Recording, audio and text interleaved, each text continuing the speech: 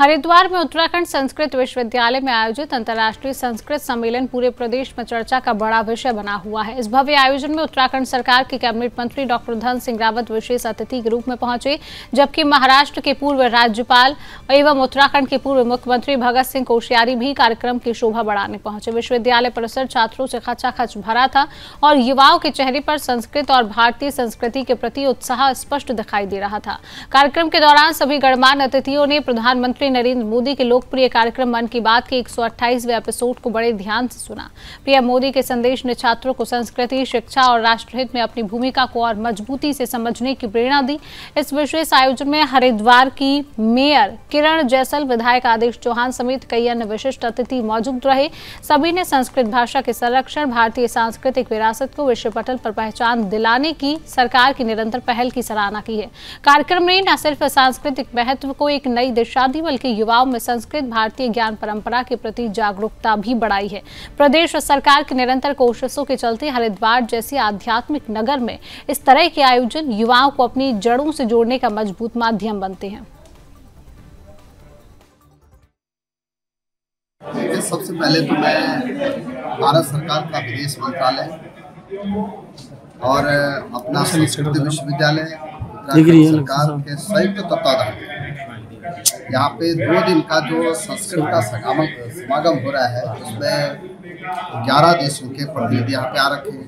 350 delegate हमारे पूरे भारत से आ रखे हैं और 18 सत्र यहाँ पे चल रहे हैं। मुझे बड़ी खुशी है कि संस्कृत शिक्षा ने अभी हर जिले में एक संस्कृत गांव बनाए हैं और उन गांव में भी बहुत अच्छा काम चल रहा है।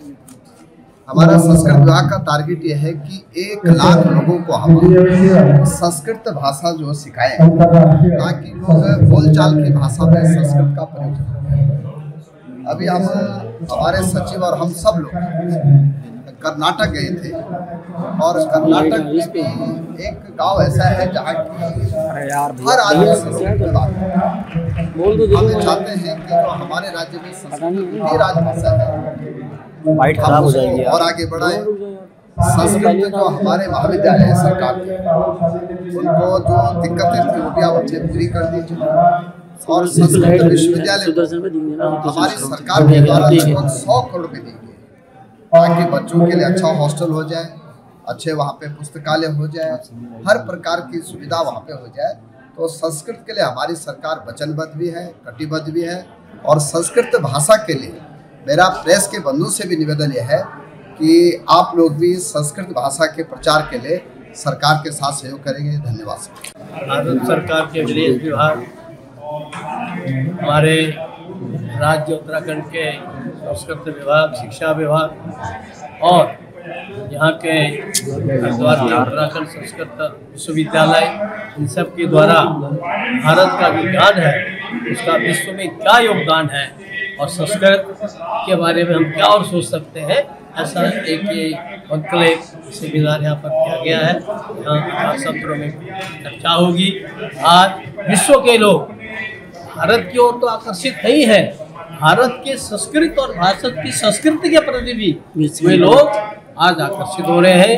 मुझे लगता है कि इस आयोजन से संस्कृत का स्कोप और बढ़ेगा, लोग संस्कृत के प्रति और अभिरुचि दिखाएंगे और केवल देश नहीं विदेश में भी संस्कृत का अध्ययन किया जाता है, जिससे और आगे रास्ते खुलेंगे। मैं आयोजकों को बहुत बहुत बधाई देता हूँ।